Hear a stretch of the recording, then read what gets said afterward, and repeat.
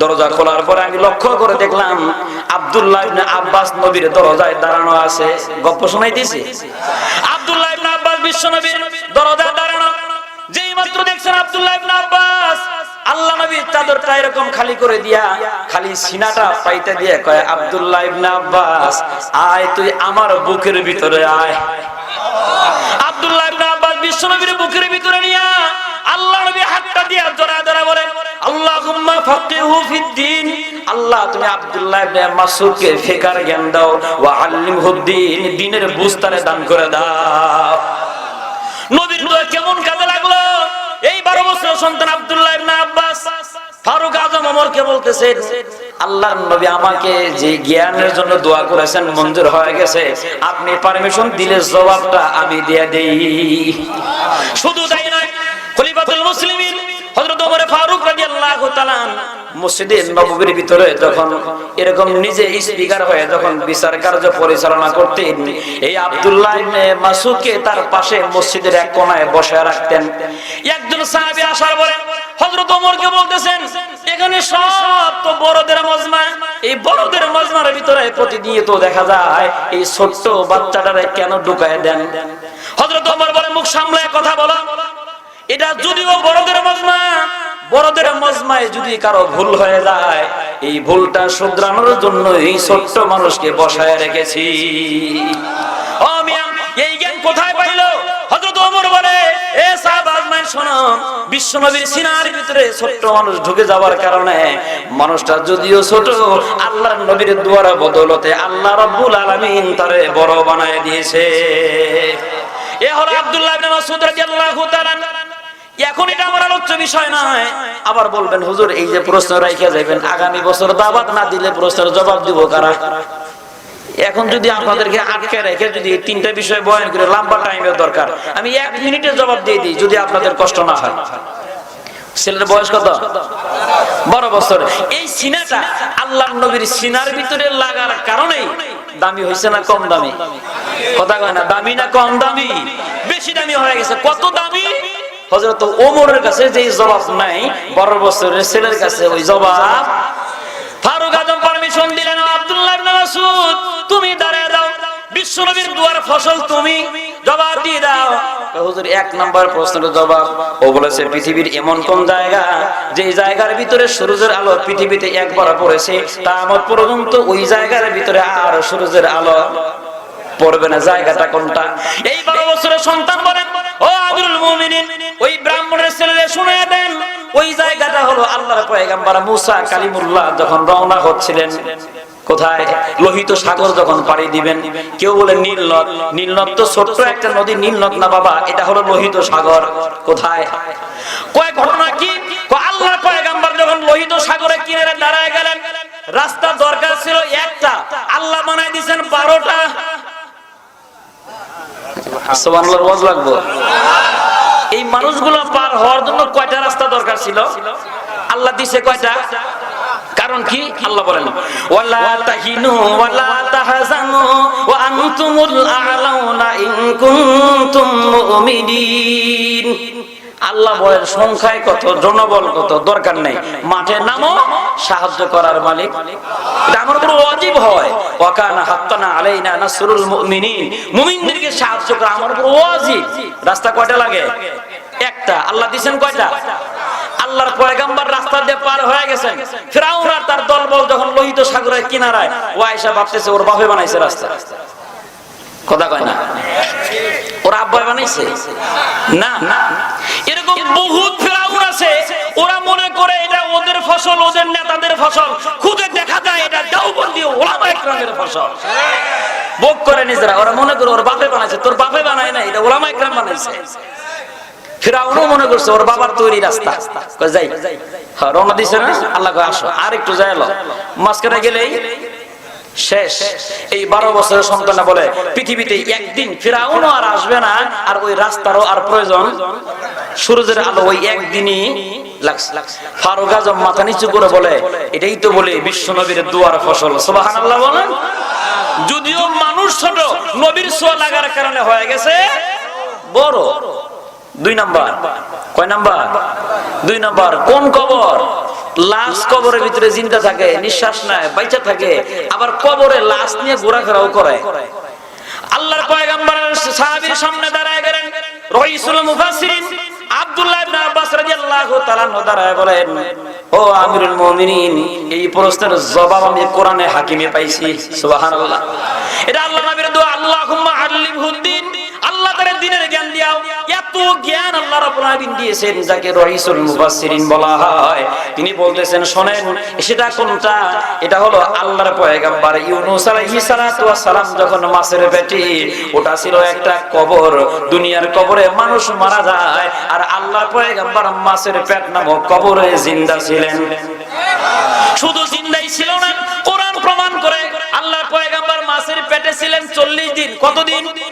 40 দিন। পয়গম্বরকে নিয়ে মাছ যখন দৌড়াদৌড়ি শুরু করলো, আল্লাহর পয়গম্বর সাহায্য চাইলেন, আল্লাহর কাছে বাঁচায় দিলেন কে? এটা ওই রাইসুল মুফাসসিরিন মাত্র 12 বছরের সন্তান বলতেছি, এটা আমি আল্লাহর কোরআনে হাকিম থেকে আপনাকে শোনাইলাম। আবার বলতেছে, বাবা 3 নাম্বার প্রশ্নের জবাবটাও শোনায় দাও।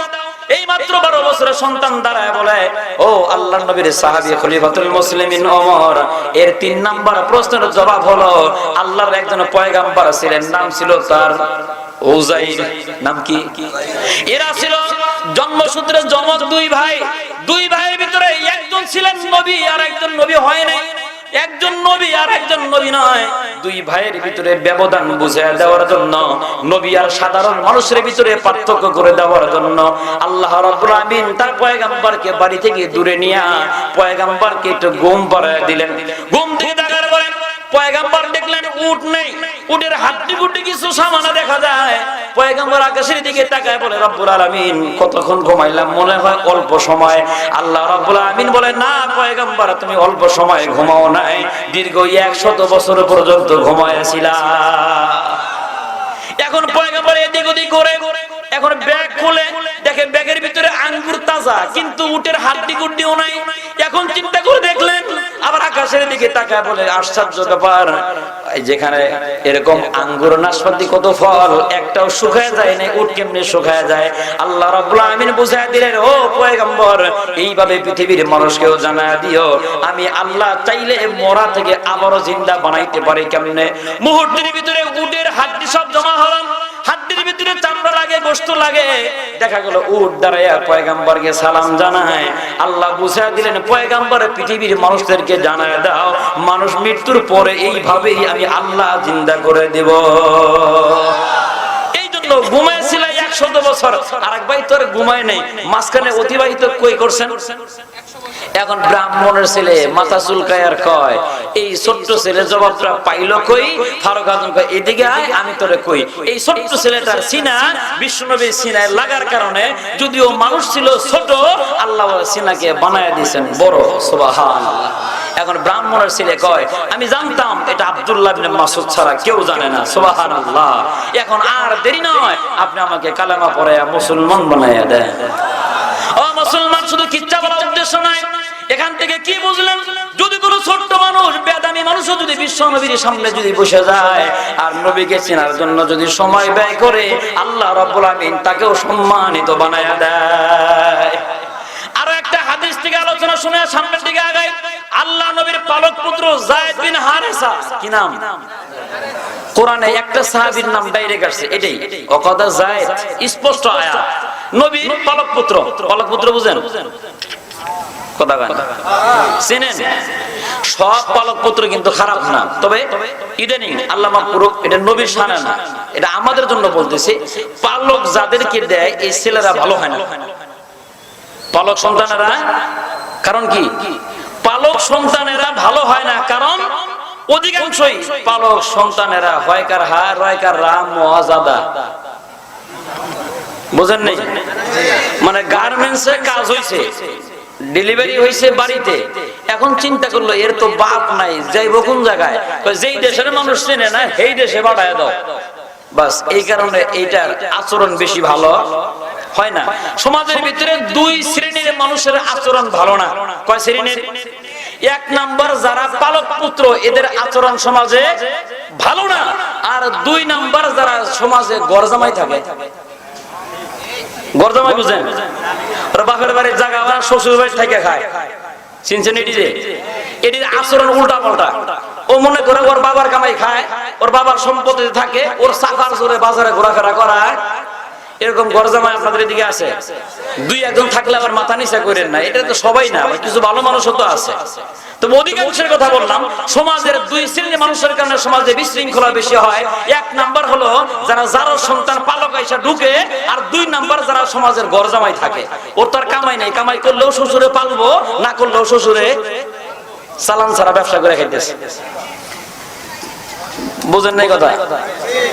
এই ব্যবসা চালান আছে, শ্বশুরে ঘর দিয়ে দিছে, শ্বশুরে বাড়ি দিছে, শ্বশুরে জায়গা দিছে, শ্বশুরে জমিন দিছে। বুঝেন নাই? শ্বশুরের গাড়ি, শ্বশুরের তেল, মারো হ্যান্ডেল, চলো, ওনার কোনো টেনশন নেই। এটাই বুঝাই দিছে সব পালক সন্তান ভালো হয় না, কিন্তু ভালো একজনই ছিল, নবীর পালক পুত্র যায়েদ ইবনে হারেসা। নবীর কাছে দীর্ঘদিন যাবত আছেন। এদিক থেকে খবর হয়ে গেল যে যায়েদের সন্তান পাওয়া গেছে। আছে কোথায়? আল্লাহর নবীর দরবারে। গপ্প শোনাই দিছি, হাদিস। একজন এসে খবর দিলেন, যাও, মুহাম্মদ এত ভালো মানুষ, তুমি গিয়ে যদি বলো যেটা আমার সন্তান যায়েদ, তাহলে সন্তানটা তোমারে দিয়ে দিব, কোনো সন্দেহ নেই। চিন্তা করলেন কে যাবে? বাবা গেল, চাচা গেল, দাদা গেল, পড়শির যাদের আপনজন এরা সবাই বিশ্বনবীর সামনে দাঁড়ায় বলতেছেন, হুজুর এই যায়েদ, এই ছেলেটা আমাদের, যায়েদ এই সন্তানটা আমাদের, আমাদের সন্তানকে আমাদের কাছে দিয়ে দেন। মুসলমান কবির মনোযোগ, হাদিস শরীফের ভিতরে পাওয়া যায়। এবার বিশ্ব নবী দাঁড়ায় বলতেছেন, ও যায়েদের বাবা তুমি শোনো, যায়েদের চাচা তুমিও শোনো, ও যায়েদের দাদা তুমিও শোনো। আমি এত নিচুর মানুষ নই, এত কঠোর হৃদয়ের মানুষ নই যে তোমাদের সন্তান তোমাদের কাছে যাইতে চাবে আমি আটকে রাখবো, এমনটা হতে পারে না। আর তোমাদের সন্তান যায় যদি আমার কাছে থেকে যেতে চায়, আমি এতটা নিষ্ঠুর নয় যে তোমাদের সন্তানকে জোর করে তোমাদের হাতে আমি চাপায় দিব। এবার বাবা দ্বিধাহীন কণ্ঠে বলল, ও যায়েদ আমি তোমার বাবা, আমার দিকে তাকায় দেখো। যায়েদ তাকাইলেন তার বাবার দিকে। এবার দাদা বলে, দেখ তাকায়, আমি তোর দাদা, তোর সামনে দাঁড়ানো। চাচা বলে, যায়েদ আমার দিকে তাকায় দেখ, আমি তোর চাচা, তোর সামনে দাঁড়ানো। চল, তোর মা কান্নাকাটি করে, তোকে নেওয়ার জন্য আমরা সবাই মিলে এসেছি, যায়েদ তুমি চলো। এবার আল্লাহ নবী বলে, যায়েদ তুমি দাঁড়ায় তোমার বক্তব্য তুমি শোনায় দাও। এবার বিশ্ব নবীর সাহাবী এবং পালক পুত্র যায়েদ দাঁড়ায় বলতেছে, আব্বাজান এরা হাজারো বক্তব্য দিল, আপনার কাছ থেকে যে আদর আর স্নেহ পেয়েছি, এমন মানুষ রেখে আব্বার সাথে যাইতে আমি রাজি না। কলবে মুমিন এর খানা দখলে গাইরে সুদ হারাম, একে জানরা বদ শহর আখদে দাদান কাইরাওয়াস। আল্লাহ নবী সিনা পাইতে দেখো যায়েদ আয় আমার বুকের ভিতরে আয়। হাদিস শরীফের ভিতরে পাওয়া যায় বিশ্ব নবী যায়েদকে বুকের মধ্যে জড়ায়া খানায় খাবার কালো গিলাম ধরে বলে, আল্লাহ তুমি সাক্ষী থাকো, যায়েদ তার বাবা মার চাইতে আমি নবীকেই বেশি ভালোবাসি। ও মিয়ার নাম হলো নবীর ভালোবাসা। এইভাবে নবীকে তারা জানতেন, আর জানার পরে নবীকে মানতেন কেমনে, আর ঈমান আনতেন কেমনে। আরো একটা হাদিস থেকে আমি আপনাকে শোনাচ্ছি। আল্লাহ নবী বিশ্ব নবী একজন ইহুদির কাছ থেকে একটা উট কিনে নিয়ে যখন বাড়ির দিকে রওনা হচ্ছেন, ইহুদি বেচারা পিছে পিছে যায়, আল্লাহ নবী সামনে সামনে রওনা হচ্ছেন। অনেকটা রাস্তা যাওয়ার পরে মুসলমানদের বড় একটা মজমা যখন পেয়ে গেল, আল্লাহর নবীর সামনেই ওই ইহুদির বেচারা দাঁড়ায় দাঁড়ায় বলে, ও মুসলমানদের সাহাবীরা, তোমাদের ভিতরে কারা টাকাওয়ালা আছো, এই যে সুন্দর উটটা আমি বিক্রি করব, কারা কিনবা দাঁড়াও। হযরত ওসমান গনি রাদিয়াল্লাহু তাআলা টাকার অভাব ছিল না। ওসমান গনি দাঁড়ায় বলে, উটটা তো বড় সুন্দর দেখা যায়, দাম কত হবে? আল্লাহ নবী থমকে দাঁড়ায় গেলেন আর বললেন, ওসমান উটটা তুমি তার কাছ থেকে কিনা নিও না, আমি নবী তার কাছ থেকে উট কিনেছি। গপ্প শোনাইতেছি না কি? হাদিস। আল্লাহ নবী বলতেছেন, ওসমান কিনো না, আমি কিনেছি। ইহুদি কয় মিথ্যা কথা, নাউজুবিল্লাহ। তুমি কেনো নাই? আমি বলতেছি তুমি কেনো নাই, আর নবী বলতেছেন আমি কিনছি। ওমর রাদিয়াল্লাহু তাআলা জামার হাতা গোছা এরকম, আর ওমনে ইহুদি কয় 1000 বার কিনছে। তাও সুবহানাল্লাহ কয় না। ওমর বুঝেন তো, ওমর বুঝেন কারে কয়? হ্যাঁ, ওই চেহারা দেখে বলতেছে হুজুর আপনি উট কিনছেন তাড়াতাড়ি বাঁচান আমারে। আল্লাহ নবী বিশ্বনবী বলেন ওমর ক্ষমতার গরমে লাঠির জোরে আর ধমকের জোরে দিন কায়েমের জন্য আল্লাহ আমাকে পাঠায় নাই, আমি বিশ্বনবী দুনিয়াতে এসেছি চরিত্র দিয়ে মানুষকে দিন বোঝানোর জন্য। ওরে তুমি ভয় দেখাইলা কেন, খামোশ হয়ে যাও। ফারুক আজম থমকে দাঁড়ায় গেলেন, বসে পড়লেন। এবার ইহুদি ডাক দিয়ে কয় ও আব্দুল্লাহর বেটা মুহাম্মদ, জেনেছিলাম তুমি সত্য কথা বলো, এখন থেকে মিথ্যে কথাও বলো। আল্লাহ নবী বলে কিভাবে?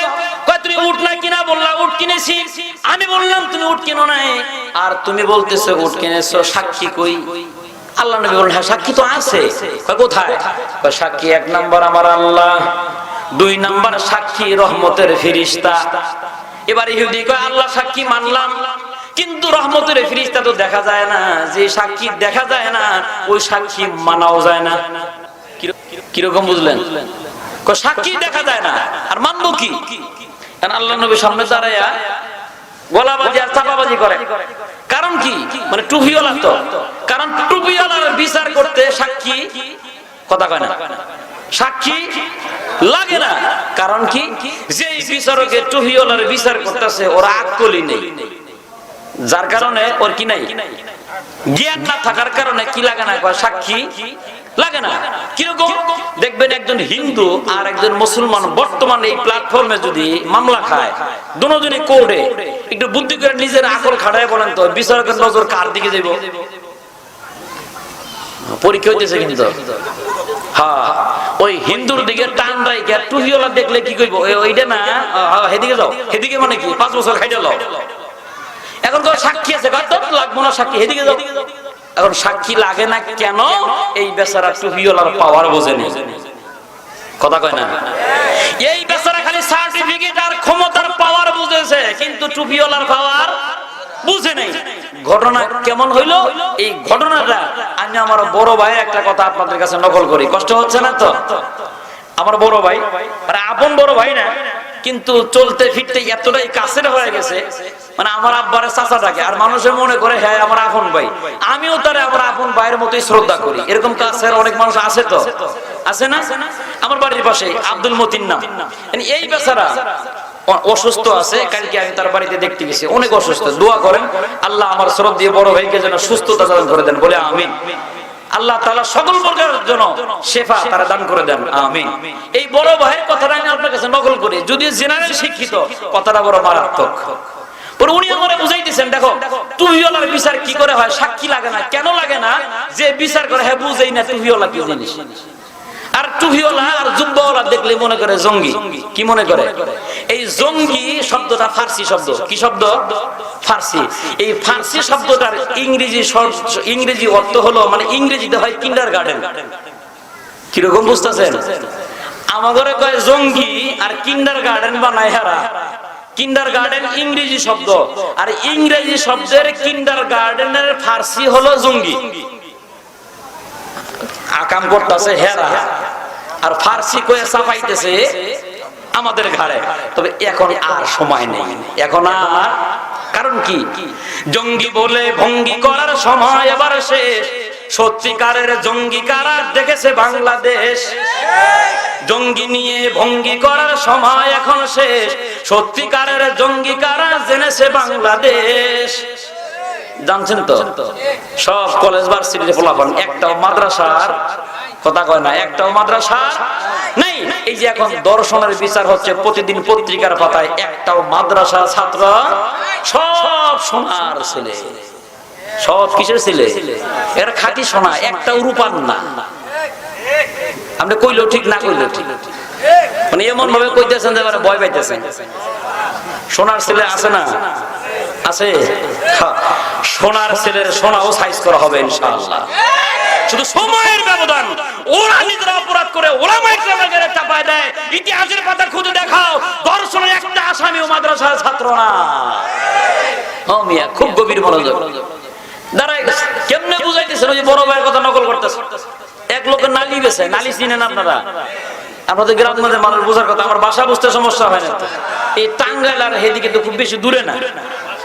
এখন এখন খুব ভালো করে বোঝেন, এই যে নালি যেটা গাভীরে খাওয়াইলে দুধ হয়, বেশি দুধ দেয়, এই নালি বেচতেছে এক বেটায়। নালি বেচতে গেলে কিন্তু আলাদা পাতিলে নালি উঠাইয়া পরে ওজন দেওয়া লাগে। আপনারা কি বুঝেন? আল্লাহ জানে বুঝাইতে পারতেছে কিনা। এই নালি ওলা বলতেছে নালি কিনবেন কেউ? হ্যাঁ নালি কিনবো, দাও। কয় কেজি লাগবো? 1 কেজি। এই ঘটনাক্রমে এই নালি বিক্রি করনেওয়ালা যেই পাতিলে নালি দিয়ে নালি বিক্রি করে ওজন করে, এই পাতিলার ওজন ছিল 1 কেজি।